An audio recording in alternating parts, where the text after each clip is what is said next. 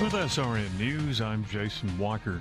China's defense minister accusing Washington of trying to turn Indo-Pacific countries against the powerful Asian nation. Karen Chamas reports. Defense Minister General Wei Fenghe lashed out at U.S. Secretary of Defense Lloyd Austin, rejecting his accusation that China was causing instability over its stance on Taiwan and its increased military activity in the area. Wei said the U.S. was using multilateralism as an excuse to back China into a corner. No country should impose its will on others or bully others under the guise of multilateralism. He called Lloyd Austin's desire to build multilateral partnerships with other countries in the Indo-Pacific a strategy to create conflict and confrontation to contain and encircle others. I'm Karen Chamas. Also at SRNnews.com, Congressman Jim Jordan taking to Twitter to talk about the troubles facing voters as Democrats focus on the January 6th riot. The Ohio Republican takes a moment to list problems facing American voters. He tweeted, housing prices up 5.5%, grocery prices up 11.9%, gas prices up 48.7%. No end in sight. Jordan and many of his GOP colleagues in the House say that House Democrats are more focused on trying to keep former President Trump from running for office again, rather than addressing the pressing problems facing the American people. He's calling on voters to stand up for themselves and demand that Congress address the real issues facing them on a day-to-day basis. Bernie Bennett reporting. Average price of gas jumping 39 cents over the last 3 weeks. Nationwide average today, $5.10. Highest in San Francisco, $6.55. The lowest in Baton Rouge, $4.43. This is SRN.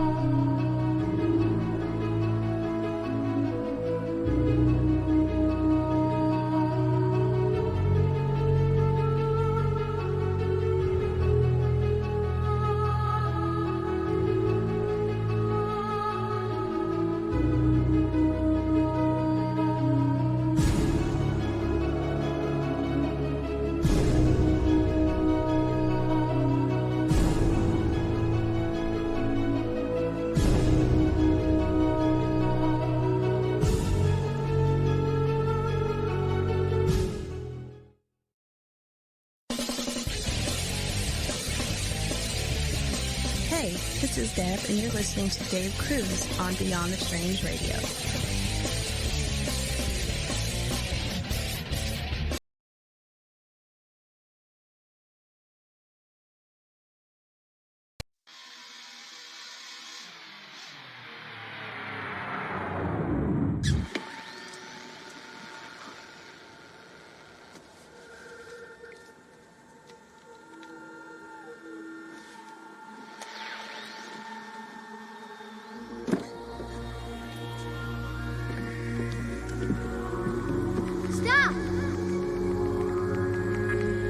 There's two of them talking.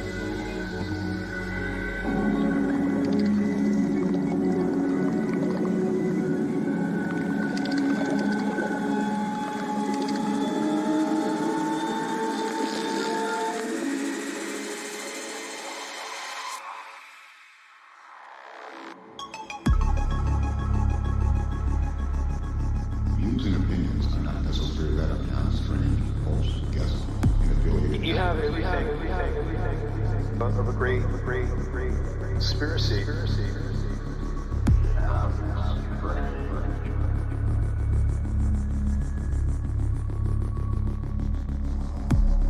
How did I get?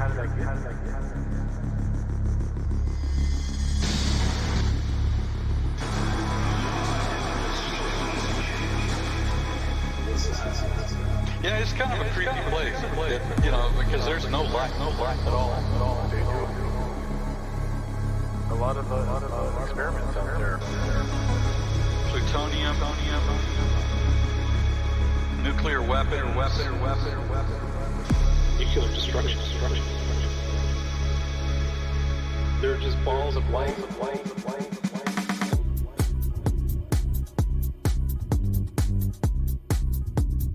There's a ghost.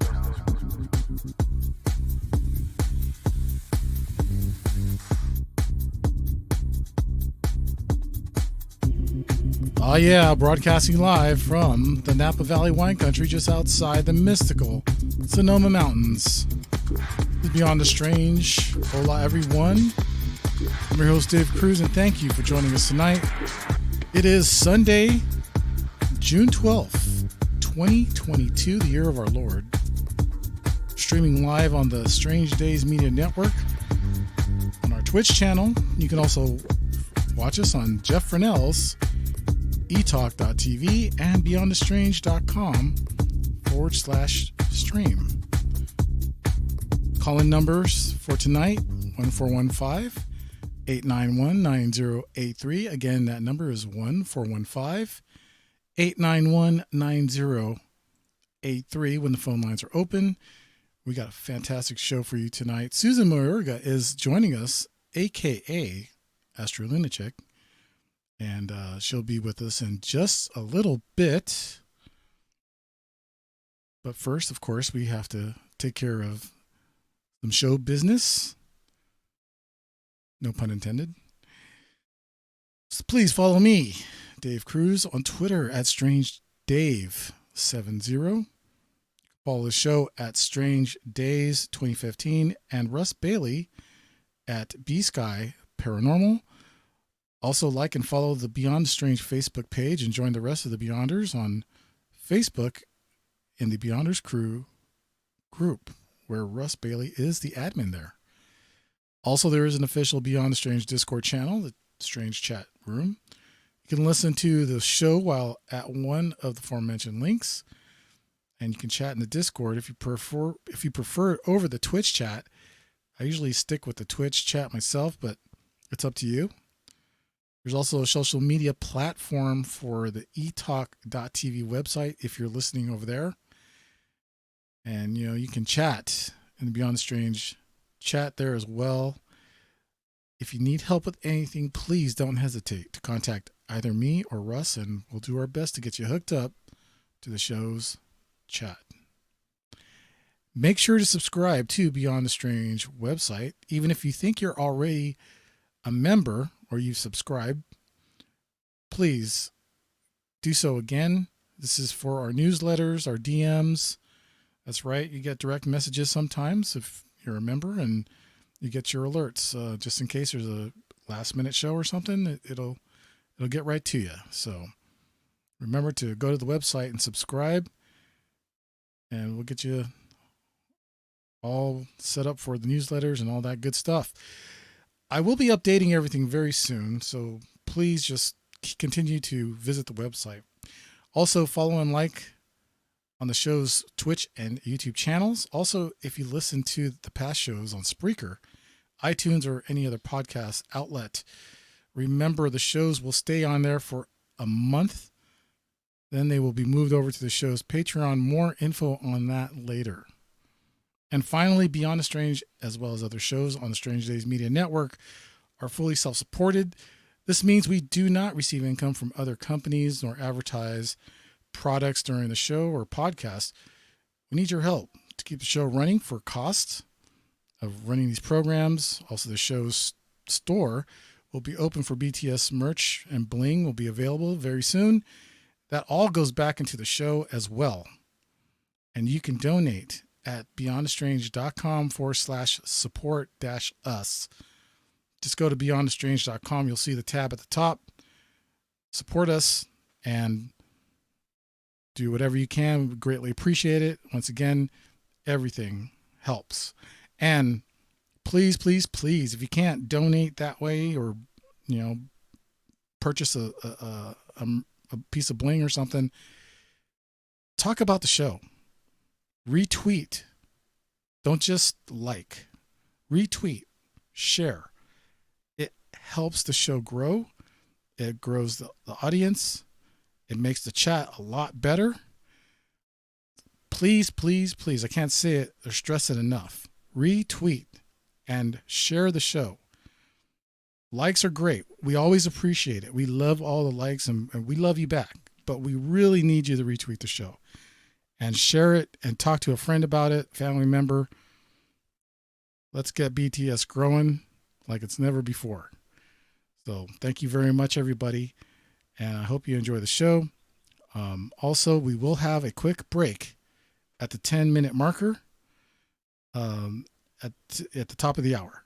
So that's it for that. And let me bring in my good buddy, co-host, and lead investigator of Black Sky Paranormal, Mr. Russ Bailey.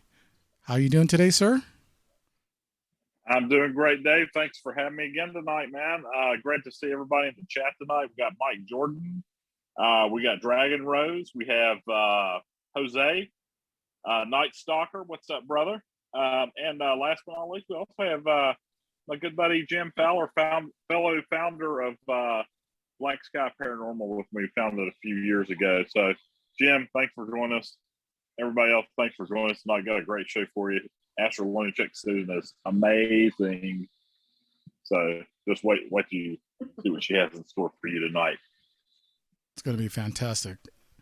And before we get to that, I wanted to just mention that Susan Mayorga is an esoteric enthusiast, a metaphysical maven, and an occult observer. She does have a background in psyche and counseling, and also has a love for mysteries, and she looks at everything through the lens of astrology and esoteric science to decode this alleged reality. Her services are in astrological and tarot and intuitive counseling, and you can contact her at AstroLunachick at gmail.com. She is on Instagram and Facebook and Twitter and YouTube, all under AstroLunachick. Please help me welcome again back to the show, everyone, Miss Susan Mayorga, aka AstroLunachick. How are you doing tonight, Susan? I'm doing really well, Dave. Thank you. That was an awesome introduction. You're welcome. I couldn't have written it better myself. Well, you did, but I changed it around. No, I'm just kidding. No, it's all good. No, but thank you very much for being on the show again tonight. And yeah, we had such a great time last time, and learned so much. We talked a lot about the Texas shooting and the shooter. We went over a little bit over. We didn't get to finish though. That's the problem. So, I know there's a lot more stuff that we want to get into, but just really quick for the audience, can you give us a little bit more about your background, what you do, how you do it, and that sort of thing? Sure.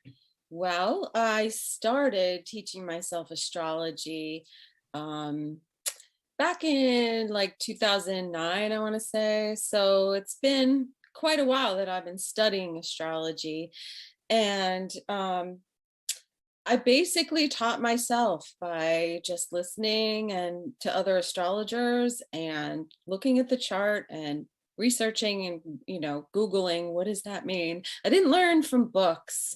I really just kind of learned from observation, teaching myself. And like you mentioned, I have a background in psych and counseling, which means I'm not, a social worker. I'm not a psychologist, but I have training in counseling and psychology. And it's an area of research for me anyway. So it's, just what I've always been interested in. I learned astrology first, and then I studied psychology. And as I was studying psychology, I realized, oh, I know this stuff from astrology. It's nice.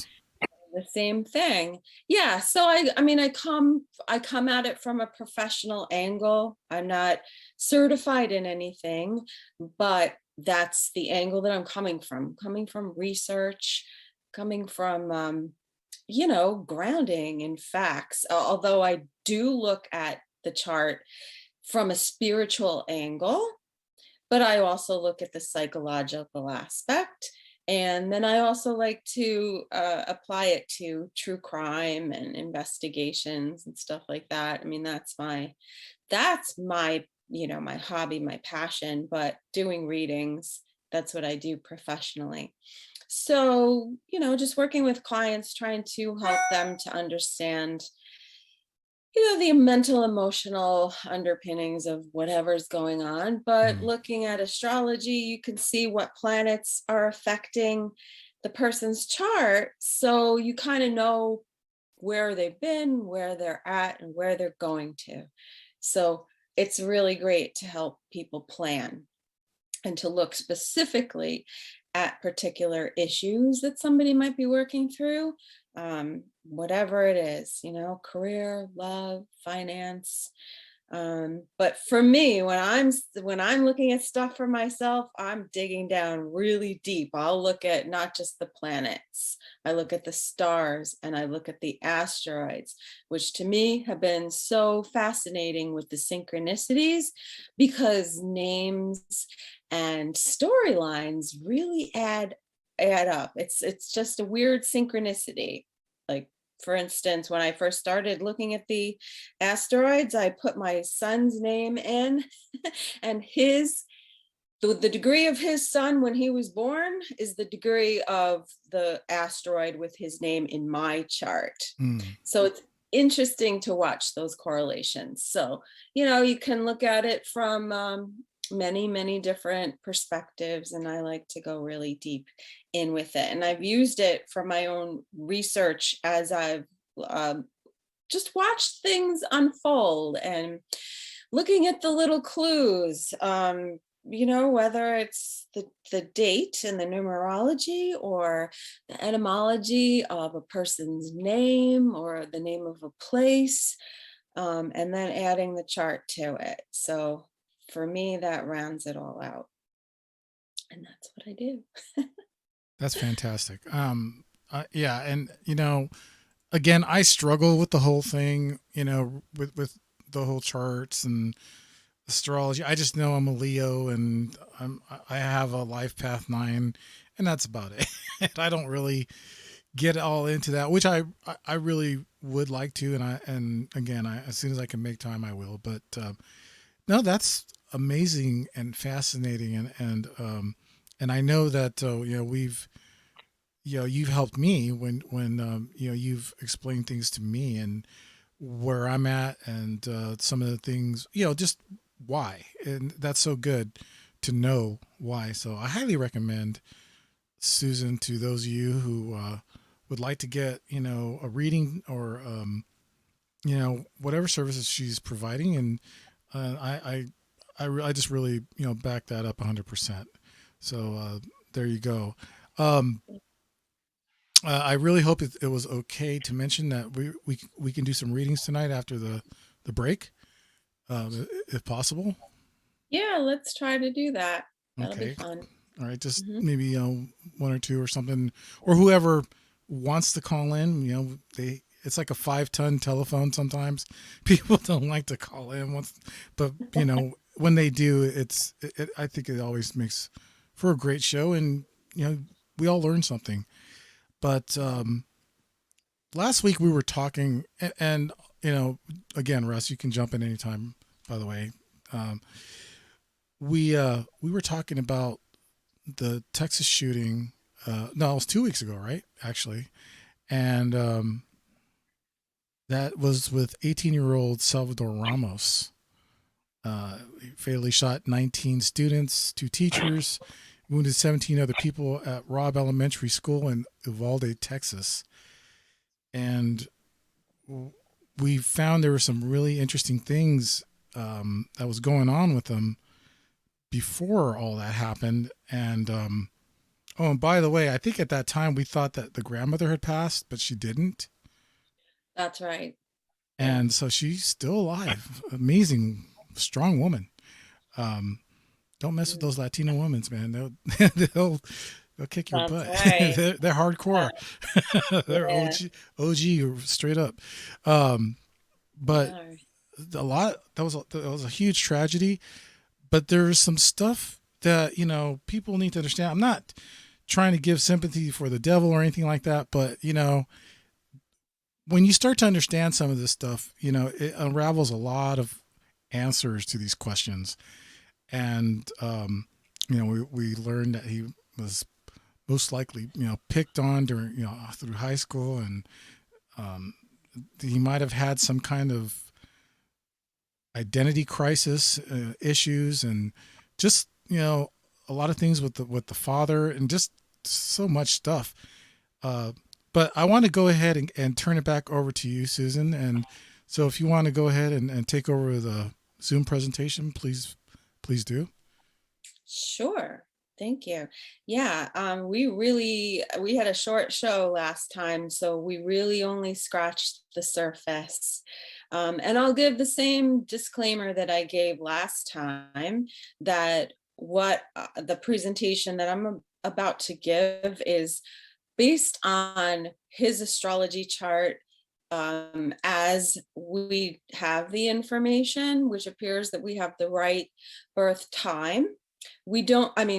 Birth date, but we don't have a birth time for him.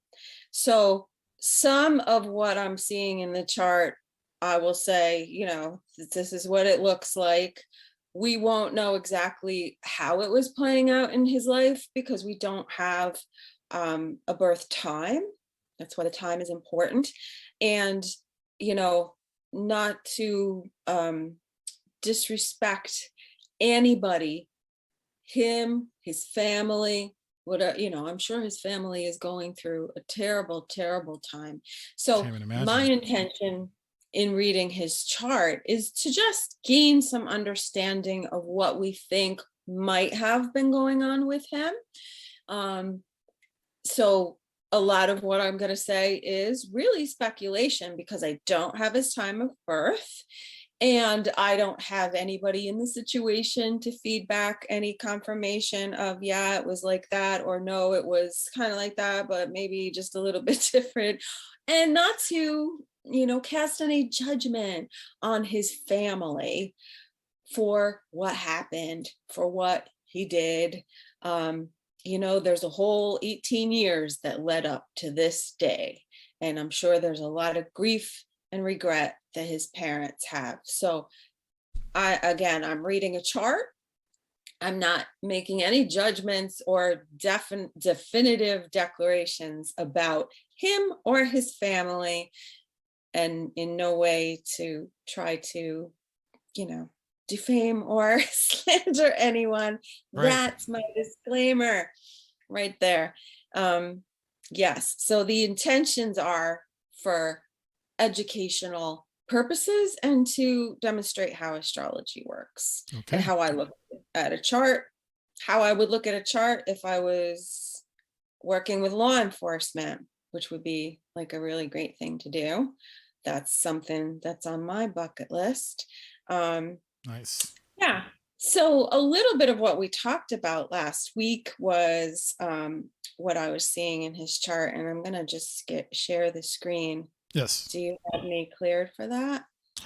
You should be. Let me double check and just make sure. Yes, you should be able to. Okay, there we go. So I'm using iFemeris, which is an app. I have it on my iPad, and it's great.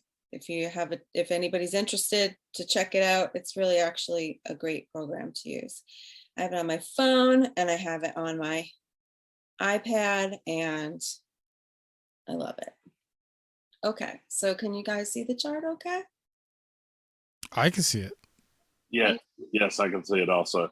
I'm kind of just making it a little bit bigger for the people that are watching right now. And if you guys can't see the chart too well, you may have to especially if you're on your phone, do the landscape view, turn your phone sideways.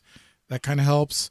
I know in Twitch you can actually zoom the picture, and it will enlarge the picture a bit. So there's not a whole lot I can do. So just wanted to give you guys that. Go ahead, take it away, Susan. Yeah. All right, so last time we talked about his sun, which if you can see on the screen, I'm pointing to it right now, 26 degrees of Taurus, which is the fixed star Algol. And Algol is known for terrible tragedies.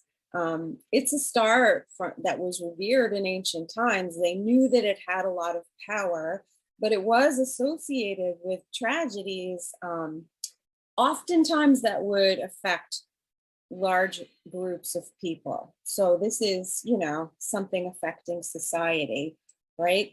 And that's his sun. That's like the energy that he came in with on the day that he was born. Now, let's see. Okay, so his moon being in Aries, Aries being a fire sign, it's very quick. Aries and Mars, the planet associated with Aries, has to do with masculine energy, anger, aggression, violence sometimes. And I'm speaking in general terms, not about specific Aries, but this is the Aries energy. It's get up and go and just do it. It's the identity. And so the moon, his moon being in Aries, the moon is emotions. So we're talking about the emotions being very fiery. He's very, could have been, really impulsive, and kind of, Aries can be kind of self-centered too, because Aries is about the self and the identity. So the moon, his emotional needs, very much focused on, like instant gratification, or now, or, the emotional component being 0 to 60 in 3 seconds. So quick flare up, and and like not a whole lot of thought to what's being done. It's coming from an emotional level. And I was looking at his Venus in Gemini. Venus is relationships, it's females in his life. So in being in Gemini, I felt like there was an issue, with communication. So men I was looking at, well, he's sandwiched in the middle here. So there's his own emotions, and then there's his Venus, it's also our desire nature, and his desire for relationships, and to talk, and to be not spontaneous, but like he would just probably just say things right off the cuff. But it would also relate to females in his life and how he related to females. So the females around him would have been really fiery and more masculine, kind of in charge and really vocal. So I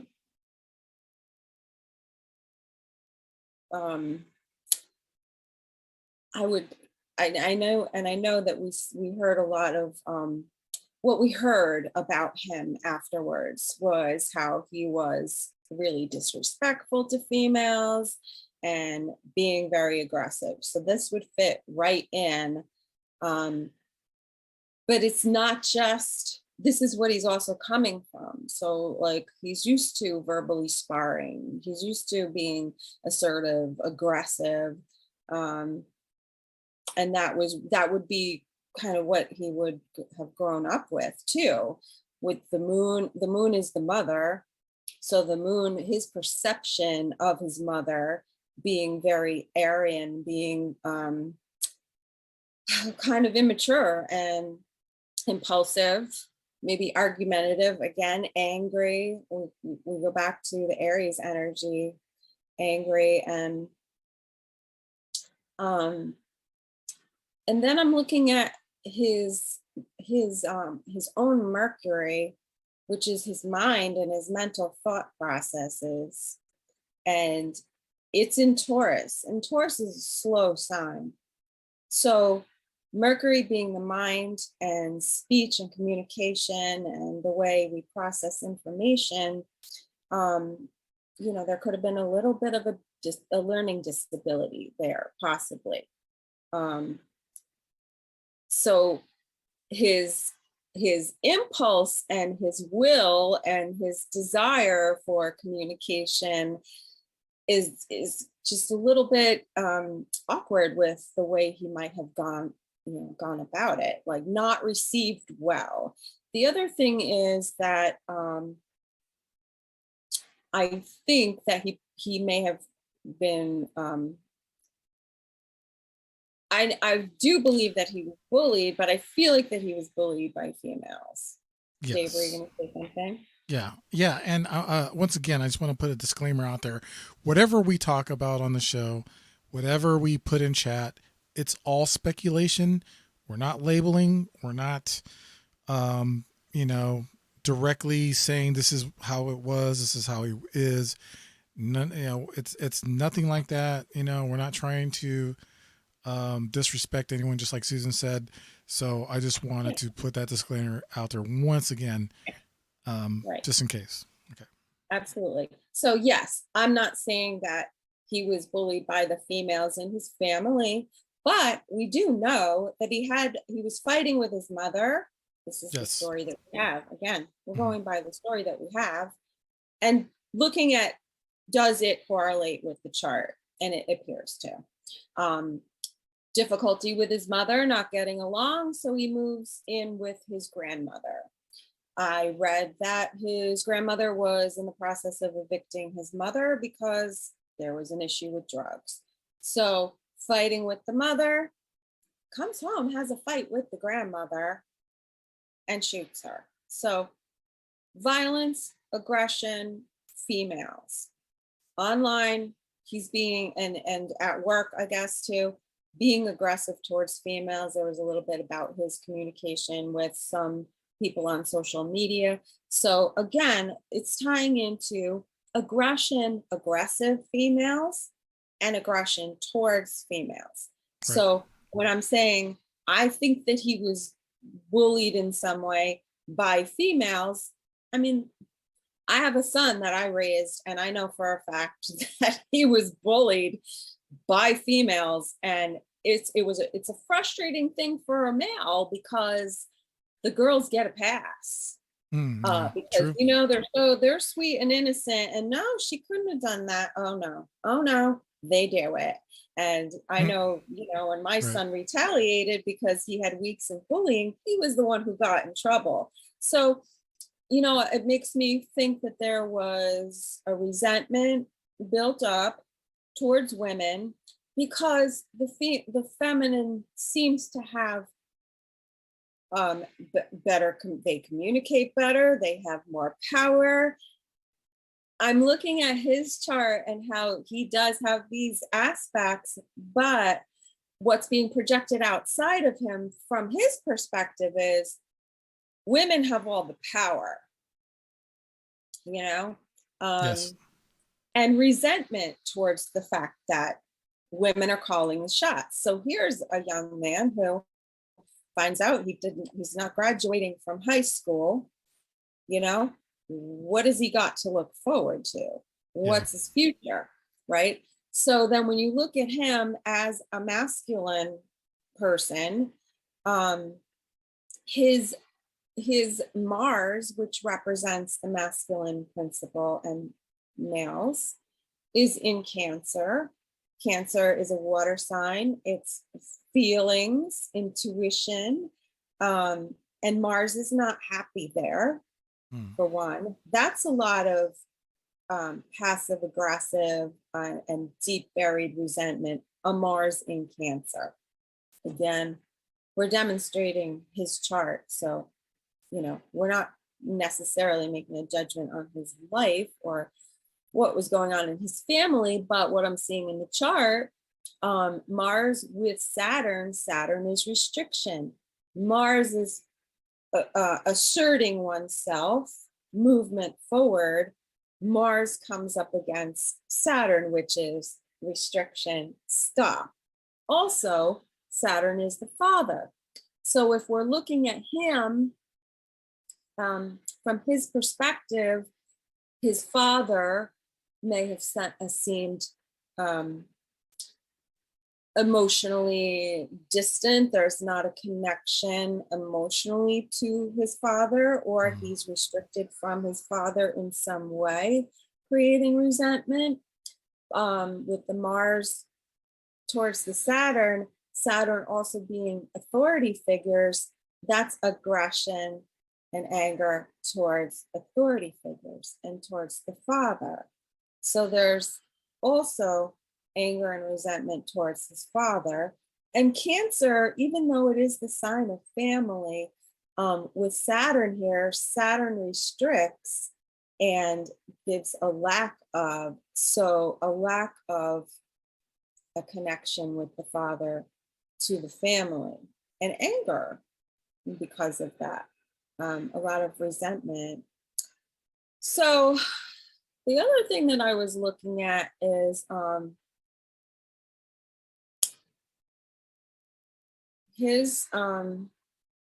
the eclipses that just happened. The lunar eclipse happened opposite his sun, which would have been in this part of the chart over here, and that was at 26 degrees of Scorpio. And that would have been a real triggering, I think, emotionally. So if we looked back to April 30th, the stuff that was going on leading up to this around that time, there would have been a trigger with that eclipse. He would have been switched on in some way. And with Scorpio has to do with deep psychological processes. It's the psychological patternings that come from the family. So that's the family dysfunction, whatever was going on with him, that would have been coming up. And Scorpio has to do with sexuality also. So, being that his sun is here in Taurus, and Taurus has to do with the body, the sign of Taurus represents the body. And the Scorpio full moon, I feel like there was something coming up with his sexuality at that time. So whether it was, really trying with girls and, being like, just like, get away from me, or, just abused and insulted and just feeling rejected all around, that he might have had issues coming up about that. Yeah. And what else? Yeah, looking at his Chiron, which is up here in the chart. Chiron in Capricorn. Chiron is a wounding. All right, so Chiron is not it's an asteroid. It's not a planet exactly, but we use it in astrology because the story of Chiron represents wounding and healing. So it's a wound that we come in with and that we work throughout our life to heal that. And it's, for him, it has to do with, in Capricorn, the father and authority, So that would have been also being triggered during the time of that full moon, because it makes a configuration with that full moon to the Chiron, and what's next to it here, that's the asteroid Juno, and Juno has to do with marriage and partnership. So, to me, this feels like just somebody who felt like, like, I will never have a traditional partnership, because Juno wants a traditional partnership in Capricorn, but the Chiron there is a wound, like broken family, everything that, came from the father and from even his grandfather. I can see his grandfather. I'm looking and I'll talk about that in a little bit, but I see his grandfather playing into it also. But just family patterning, and what is programmed into the DNA, because that is what we'll start getting into maybe after the break, because it's coming up in like 5 minutes. So I'll go into the asteroids after the break. So I'll just keep looking at his chart. I mean, if you want to go into it, we can do another 5 minutes. You want to start getting into the asteroids? Oh, all right. Well, I'll just keep going here. Or if you want to explain, what do the asteroids have to do with the charts? Yeah.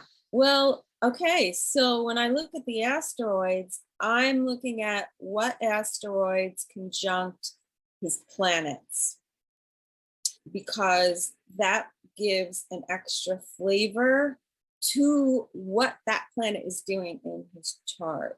So for instance, Juno and Chiron are asteroids, and because they're not planets, they're asteroids, and they're common asteroids that astrologers use. Chiron, it's pretty common.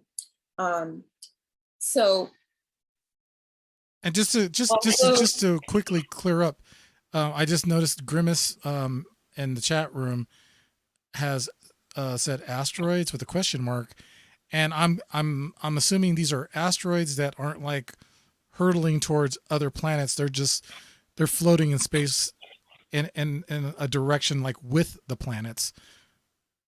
They Correct? Are orbiting. Yes, orbiting. They're orbiting. They are part of the asteroid belt. There you go. Okay, there you go, Grimace. Thank you. Yeah. So they have an orbit just like the planets do. But when we cast a chart, we can look at the asteroids that are conjuncting or making aspects to the planets to give us a little bit more of the story, so we can say Salvador went to school, right? So, but if I look at what Salvador, if I want to describe him a little bit more, I use the asteroids. So Salvador went quickly to the school. They act as like adjectives and adverbs, if you want to think of it that way. So you have an astrological sentence, and then you can like comma, he really wanted to talk to girls and start a relationship, comma, but he had this little problem over here where he felt sort of held back in sort of carrying a wounding around partnership. So that would have come from his own parents, and the ideas of a traditional relationship, which probably wasn't necessarily what he wanted. Maybe he wanted it, but it didn't appear to be panning out too well. It really kind of seems. I feel like he was really frustrated with his communications with females. And so projecting his anger out onto them, that's where you see all that aggressive talk. Right. Again, Gemini, Venus, females, emotions, wanting an emotional connection, being spontaneous about it, learning to assert oneself, and and then having to grapple with body image and being in a physical body and feeling, attractive, not attractive. The message he might have, was getting was probably, no, no. Didn't have satisfying relationships, but that would be rooted in his perception of what does that mean? What is a relationship? And maybe being tripped up by him thinking he has to have a traditional type of relationship, because that's a wound that he needs to heal, and it is rooted in his father, and working out his own masculinity. And I do see it also rooted in his grandfather too. So we're talking about generations now.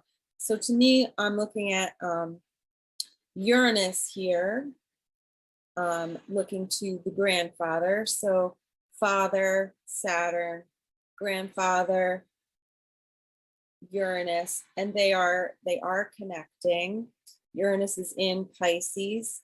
Pisces is a sign that deals with on the sheet, on the lower vibrational side. And again, I'm not talking about his grandfather specifically. I'm just saying these are the things that can show up with Pisces. Addictions, that's the first thing that I would look to with Pisces. It's also, spiritual beliefs, but, doing something different, being different from the next generation, that's Uranus. Also having to do with technology. I know I just kind of jumped around from his father to his grandfather, but Uranus also represents technology, and in the area of the chart that it's in, that represents friends and groups of people. And, Pisces also deals with the imagination and fantasy. And so, this idea of are your friends really your friends online, and is texting a real conversation? There's a lot of catfish. Yeah, right. Kind of a fantasy element to Uranus, and whatever's online, and whatever was online was more of what he was feeding in his aggression or his anger into. And Uranus can also feel like an outcast. So in the area of the chart of groups and associations and friends and the internet and all of that, he could have felt like Pisces also can feel like a little bit of a waif or an outcast in that respect. And then I'm also looking at, because Pisces relates to Neptune, that's again the fantasy world in Aquarius online. We're going to a break. We are going to a break. But back to you, Dave. but I tell you what, it does shed a lot more light and gives us more pieces to the puzzle. And when we come back, we'll definitely get into that some more, along with some of your phone calls. Thank you again for that, and we'll be back right after this. We're speaking with Susan Mayorga, aka AstroLunachick. This is Beyond the Strange. I'm your host, Dave Cruz. Don't go away. We got plenty more. Be right back right after this.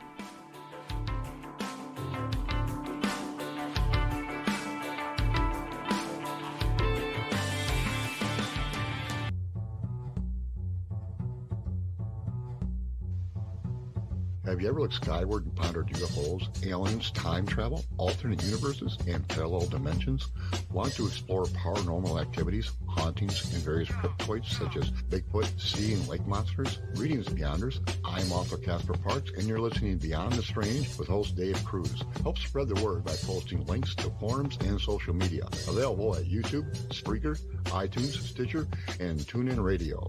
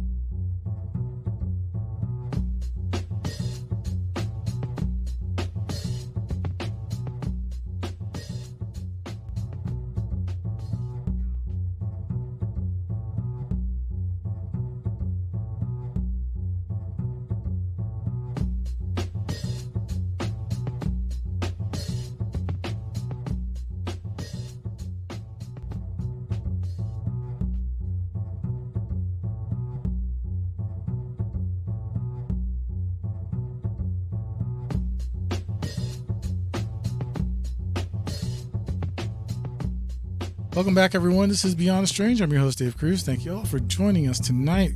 Fascinating evening with Susan Mayorga, aka AstroLunachick, and we got some great information, more information on the Texas shooting, putting together the puzzles. Of course, that's what we do here on Beyond the Strange.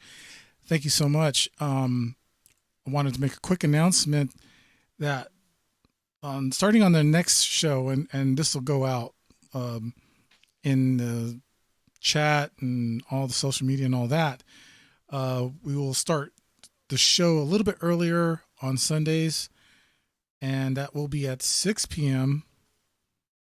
Pacific time, 9 o'clock Eastern time. Again, that's 6 p.m.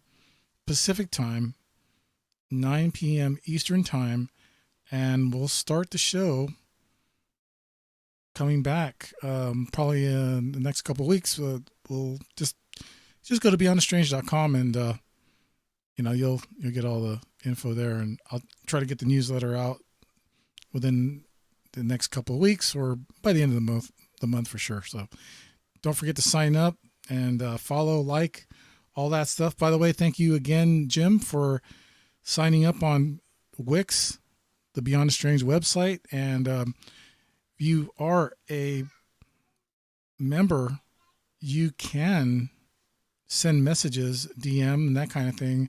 It's kind of your own little community on the Beyond Strange website. So we'll get into more of that later in the future as well. So anyways, I want to get back to the show. Thank you again.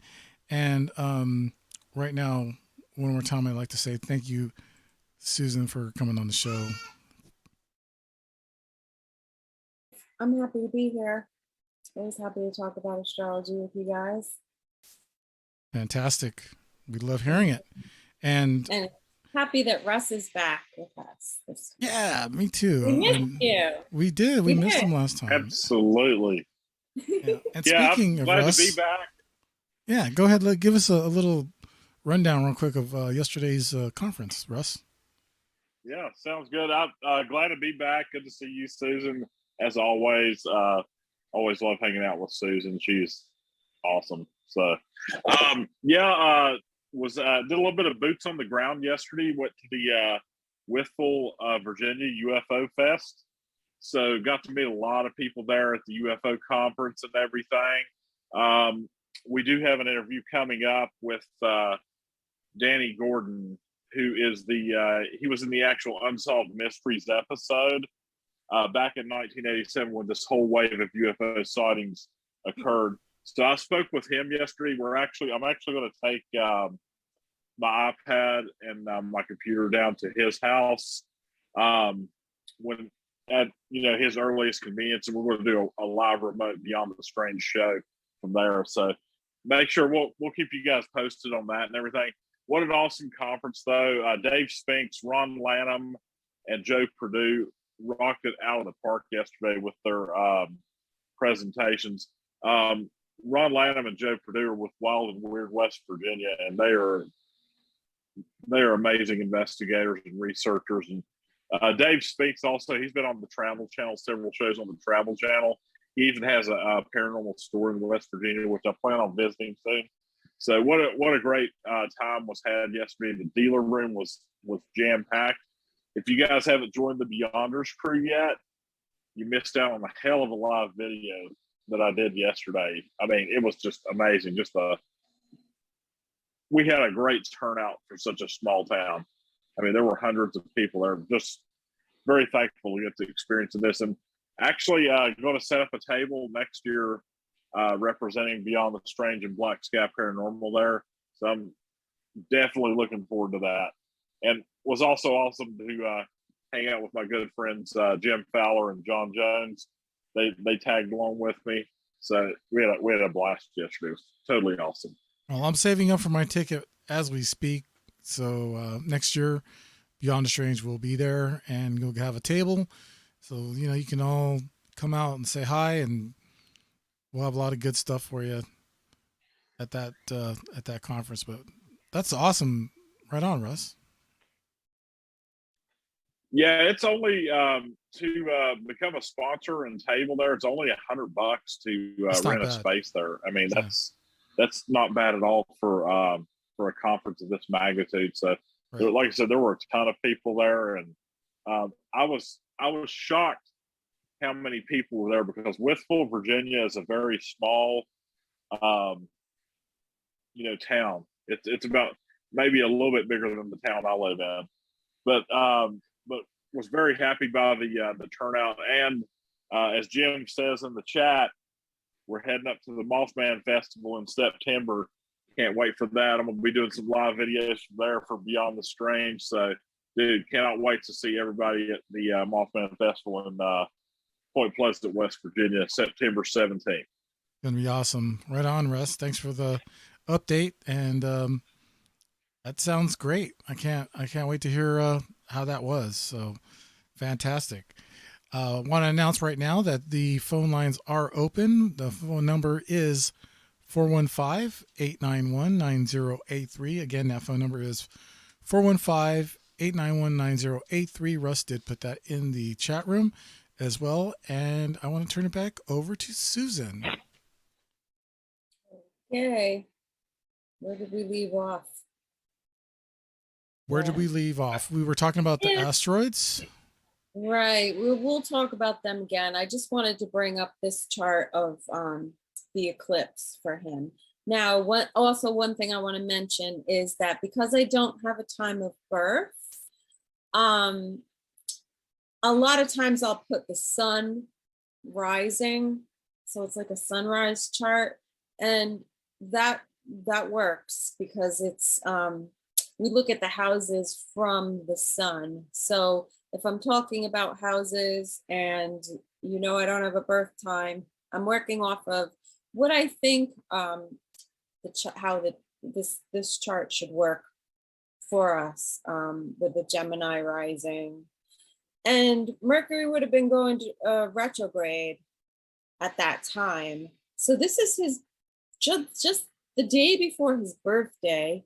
We have the lunar eclipse. I think I might have said before April 30th, but we had a solar eclipse April 30th. But I'm talking about the lunar eclipse right now, which would have brought something to a head, I believe. It's making an aspect here. It's 20, the eclipse was at 26 of Scorpio, right across from his sun. So that's like the opposition. It brings things to the surface. So whatever deep, dark stuff was going on or secrets would have come up at that time. It's making an aspect to Pluto. Now, Pluto transiting right now at 29 degrees, almost the last degrees of Capricorn, is going retrograde right now. So it's revisiting something from the past, and it is on his Chiron, the wounding, and his Juno. It's very close to those. So that would have totally brought something up for him regarding a wounding, feeling sort of crippled when it comes to traditional partnerships, and relating to the authority figures in his life. So there would have been a triggering, and that also would have made an uncomfortable aspect to his moon. It probably would have triggered his anger at that time. Mars was conjuncting Neptune, and remembering back to that time and how it felt like you just wanted to push through this energy, but it's like a wall of water. It's like driving a motorcycle into the ocean. It's like just totally inundated. Mars going into Neptune was pretty difficult and frustrating, I think, especially for men, for like anyone who is masculine oriented or someone who is used to go and push. Very, very frustrating. Also an element of delusion with Neptune. again, it's in Pisces, and Neptune in Pisces. Neptune rules Pisces, so it's very strong delusion. It's making a hard aspect to his Venus. Again, trying to make an effort and push through this wall and not having good communication at that time completely, or at least from his perspective, I would imagine this would all be very frustrating. Now, does that also bring in the feminine energy with Venus, Susan? Yes. Venus represents women in general in a man's chart. It represents the type of females that are around him, that he interacts with. And it would be a trait, a certain trait that he would look for in connecting with a woman if he wanted to. The type of females that he would have liked or pursued. And Gemini, okay, here's where we'll start to get into the esoteric stuff. All right, so Gemini is the sign of the twins, and it's a sign of duality. And so here, you know, it's his own feminine nature. It does represent females that he interacts with, but it's his own feminine nature and how he expresses, you know, this is also our desire nature and love and how we want to express love. But here in Gemini, it's being of two minds. So that started me thinking. Gemini is a sign that I associate with fluid sexuality. You know, like two options, why choose one? You could have both. You know, not to make light of it, but now if it's him, that's one thing. But in that age group, in our culture, it is very common for, you know, kids to be expressing dual sexuality, like, you know, this week I like women, next week I like guys, and flip-flopping back and forth. And with the messages from the culture, it kind of gets, you know, like, oh, I didn't know I had this option. But if this is the type of females that he's kind of dealing with, you know, in his age group, it made me wonder, it made me think of the song, the Drake song, Girls Want Girls Where I'm From. So in that song, he's saying, you know, oh, you say you're a lesbian, girl, me too. And I'm used to the fact that, yeah, chicks, you know, they dig one another, and that's cool. I dig you. I don't care. But if somebody was struggling with their sexuality, which I'll get into a little bit more with the asteroids, which is why I started thinking about this with him in the first place. Right. Okay, so my mind went through the thought process of, okay, what would I think? What might he be thinking? What would I think if I was in that situation? So if females have all the power, right, and the female, the Venus in Gemini, communications, you know, they know what they're doing. They're, you know, they're able to communicate. They have power dynamic with, you know, with the, just observing around him, the power dynamic in the culture that, okay, if females are bullying you and they don't get in trouble, they have power. They can say whatever they want to. They can bully you. No, you know, and probably he's dealing with female teachers, unsympathetic, possibly, probably, and not really, you know, believing that, oh no, sweet little Jane, she didn't do that. So seeing females as having the power, and kind of trying to figure out your own body image, your own gender, and getting bombarded again, Gemini bombarded with all of these messages around sexuality and gender. And so I imagined a young man confused. Okay, well, I really want to pursue girls, but it's not really it's awkward. It's not happening. I'm not getting the right response that I'm looking for. And if females have power, then maybe I may feel a little feminine as a man myself with Mars in Cancer. That would be a sensitive male. So the other thing I remember reading was that he had a lisp, he had a speech impediment. That to me goes back to his Mercury in Taurus, slow speech, right? So he had a lisp. I can just imagine how this would have gone. The kids telling him, "You're gay.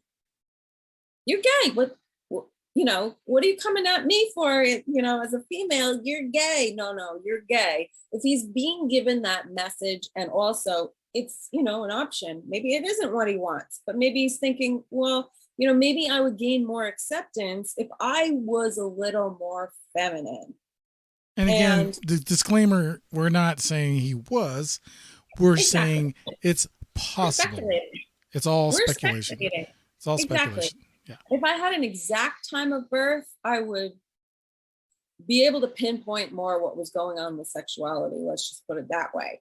But with the asteroids, I think, we can hone in a little bit more on some of the things that were going on, because I do see abuse and I do see sexuality. So we'll get into that. Yeah. So right. So before we get into that, we do have a caller. And because the time is so short, I definitely want to just, get to this caller really quick. 408. We are live. You're live on Beyond the Strange with Susan Mayorga. Hey, how are you guys? How's it going? How you doing? Howdy. Sorry, such a different energy from such a serious topic. I don't mean to be disrespectful to it. No, not at all. We understand. Everyone's got their stuff. Everyone's going through their stuff. It's all good. We understand. Literally, you make me want to do like astrology charts for all 100 students before at the beginning of the school year. They probably need it. I'm just saying. I'm sorry. I'm probably. I agree. I think we should have every child's chart. That's the instruction manual, and how great would that be for every teacher to know, how to meet that kid's needs. Really. Yes. Imagine a new pedagogy for education for astrology. That would be cool. So who is this? Who are we talking to? We are speaking with Way of the Sacries in the chat room. Yes. And I think I Instagrammed you my date of birth and my child's date of birth. And I think we talked about if, I don't know if you guys could do a reading for me and check out the charts. Any heads up? Because things have been crazy. So don't know if you're open to that or what you feel like doing, but just let me know. Okay. Okay. Yeah. I mean, is it possible for you to call back in? Like, if I could wrap this up really quick and then call back in? Sure. Is that okay with you, Dave? Yeah. If we have enough time, we'll try to do that. Okay. All right. All right. So just let me know. Hang on, and I'll let you know. I'll be hanging. Okay. All right, we have that call on hold, and cool. Yeah, let me finish this up because I had a train of thought, and I wanted to get to the asteroids because those are the really important part. Okay. Actually. Yeah, so let's flip over to that. So here he is. This is a different program. And I put some of the asteroids in. Okay, so one thing that I was looking at over here where the eclipse would have happened, this is his asteroid DNA. DNA is an asteroid I've been looking at for a while. Very, very interesting. So it made me think, and again, speculation, what did the lunar eclipse bring up for him around his DNA? Like, what was going on with that? Because now, I mean, there's a lot of different ways that we can take that. We could take that into, was he being told as a child? Okay, because in his Mercury, by his Mercury here, I have child, Mercury, child, mind of a child. So very much kind of stuck in sort of like early childhood mentality and maybe not progressing too quickly through that. But another asteroid I've got in there is called Hephaestus. And the mythology around Hephaestus, which most of the asteroids are Greek and Roman mythology. But if you look up Hephaestus, his story is that he was considered by his mother a monster and rejected and abandoned. So imagine that kind of going on with his mental processes, feeling like a monster. So in his mind, from a young child, he felt like a monster. Or Mercury, the messages being told, you're a monster. Okay. So during the time, during the time of the shooting, that particular asteroid was active in his chart, pinging things in his chart. So that would have come up. But the idea with DNA, like, okay, possibly one way it could play out is, his mother and father come together, it doesn't work out, his father is violent or abandons the family or whatever it is.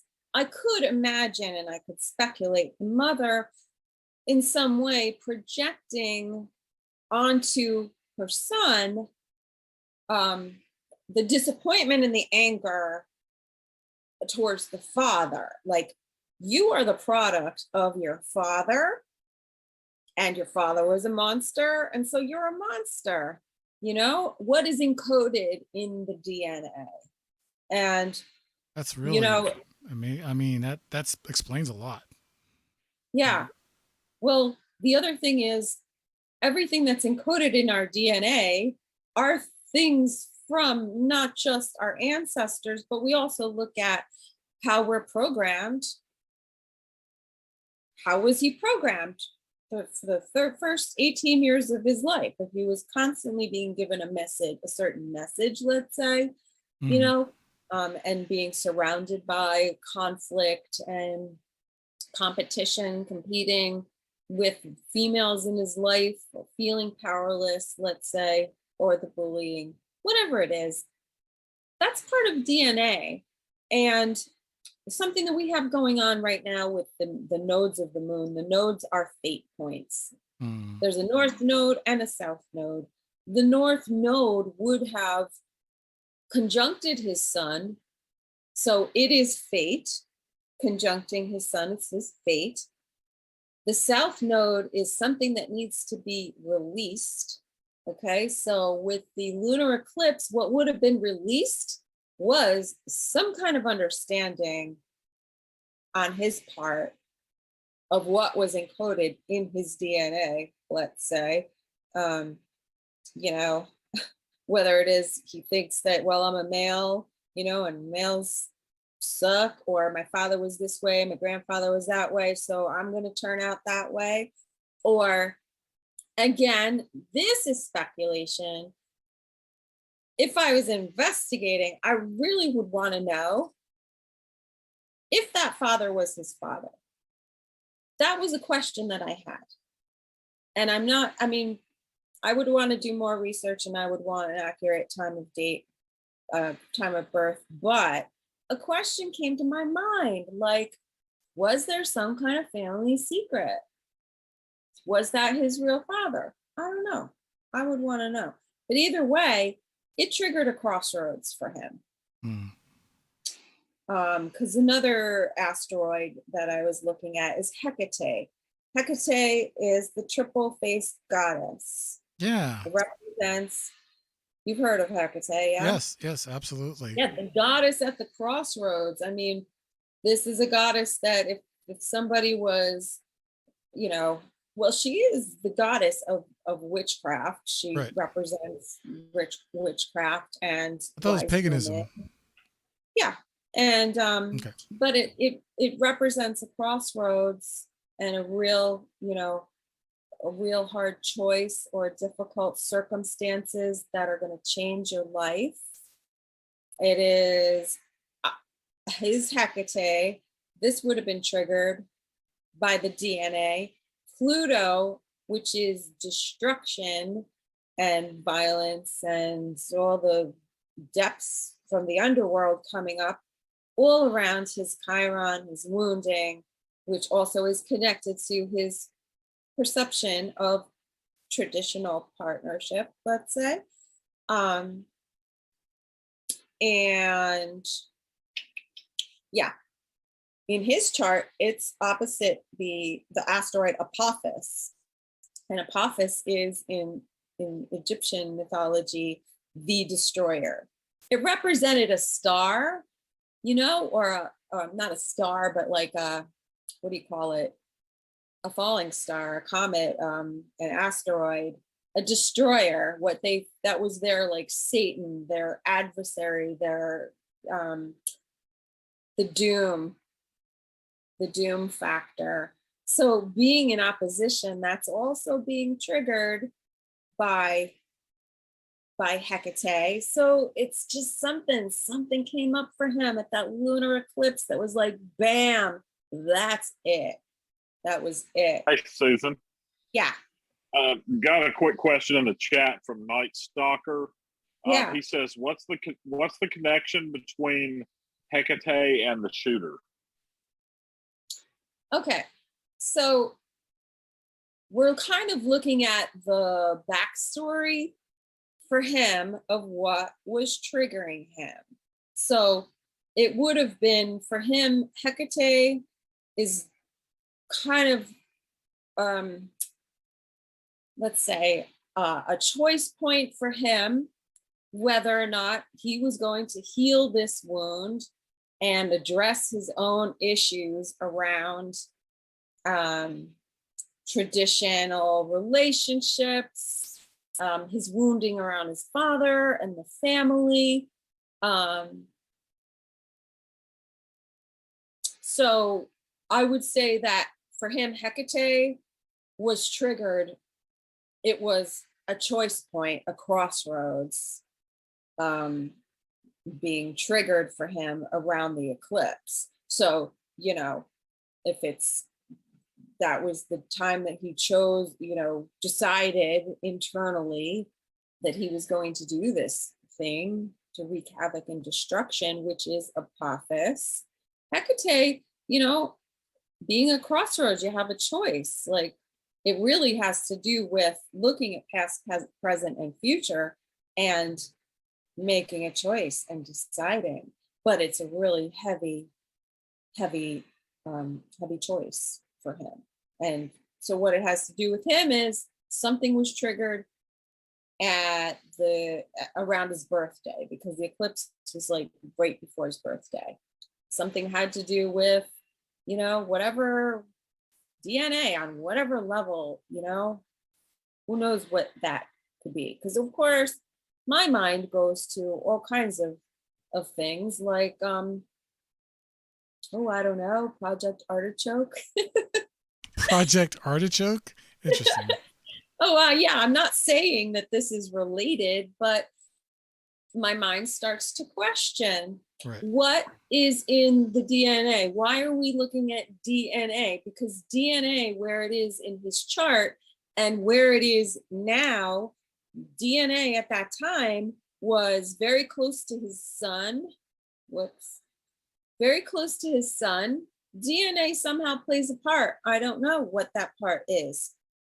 Was the DNA altered? Was, was it, are we talking about the imprinting of the family circumstances upon the DNA?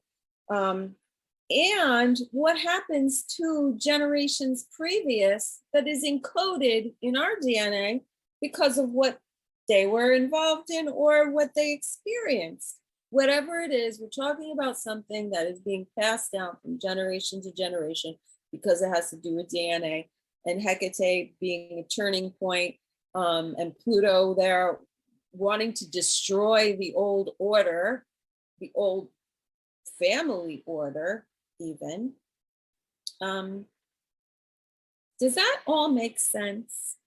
And he's kind of stuck in the middle, feeling like a monster. And the abuse that I was looking at is an asteroid called Deianira, another, again, character from mythology. But when we use Deianira in a chart, it represents the victim. So, and I won't go into it here, but we have something called a progress chart. So this is his birth chart. The way his chart progressed at this time, at the time of the event, his sun had progressed to 14 degrees of Gemini. Again, Gemini, duality. And it was conjunct Deianira. So he sees himself as a victim. And he is, in some way, a victim. A victim of what? A victim of the system, the culture, the family circumstances, a victim of his own frustrations. Because again, other thing that I was looking at, the sexual component, we had the asteroid Eros that was being triggered by Jupiter. His Eros was in Aries. And Eros is the sexuality of erotic, the erotic principle energy, someone's erotic energy. So that was being triggered for him. What else? Also, there's another asteroid. Oh, I'm sorry. I was just going to say we are pretty much at that time already. Are we really? Yeah, it's 8:30. Well, 8:30 my time. Okay. Should I finish my sentence? Yes, absolutely. One more asteroid. One more asteroid. Sappho. Please do. Sappho. Yeah. Okay, so Sappho was also playing into.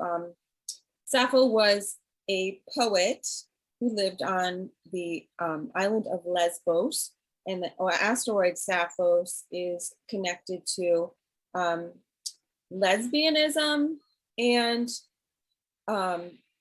unconventional sexuality.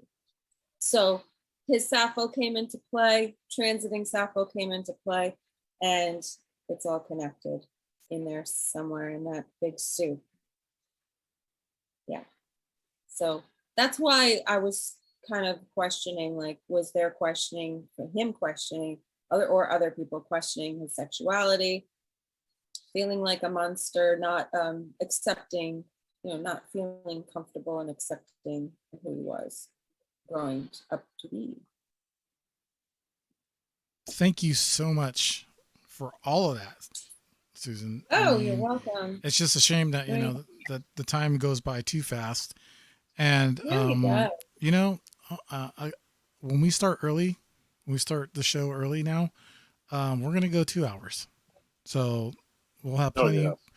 That should be plenty more time to wrap up stuff and finish up, get more stuff across, get more information. But thank you so much again, Susan, for coming to the show. And I fully believe that you really need your own show. I think you should do that. Yeah, getting around to it. Yeah, well, I have a YouTube channel, everybody, AstroLunachick. Subscribe to it. You can see my vacation videos. But when I upload my show, that's where it'll be. Nice. Right on. Yeah. Yeah, absolutely. I think Okay. I think you should definitely do that. Don't go away. We're just going to wrap up the show. Is there anywhere else that they can find you, Susan? Yep, I'm AstroLunachick everywhere where all fine social media can be found. Twitter, Facebook, and I really love Instagram. Actually, I love Twitter also. So find me over there. It's a lot of fun. Hi. Thank you, Dave. Thank you, Russ. Fantastic. Don't go away. And sorry, Way of the Sacred, we couldn't get to your call. The show just goes by way too fast. Hopefully in the future, when it's a 2-hour show, we can start getting to more phone callers. But I really appreciate that. My brother, Russ Bailey, where can they find you? I'm pretty much everywhere on Facebook, Instagram, TikTok, Twitter, Black Sky Paranormal, of course, beyondthestrange.com. Beyondthestrange.com, indeed. Remember, go there and subscribe and get in the know with the show. Thanks again, Jim Fowler, for signing up. And let's wrap this show up. Beyond Strange is owned and copyrighted by Dave Cruz and cannot be simulcast, rebroadcasted, or copied without written consent of Beyond the Strange. Also, the views and opinions are not necessarily that of Beyond the Strange, hosts, guests, and affiliated networks. Listeners are encouraged to conduct research and formulate their own opinions. Thanks to everyone for reposting on Twitter and Facebook. Tell your friends about the show. Remember always, stay strange. Asta, good night, everyone. We'll see you on the next show. Remember, keep checking back to beyondthestrange.com. Thanks again, everyone. Have a great night, and we'll see you all later. Bye-bye.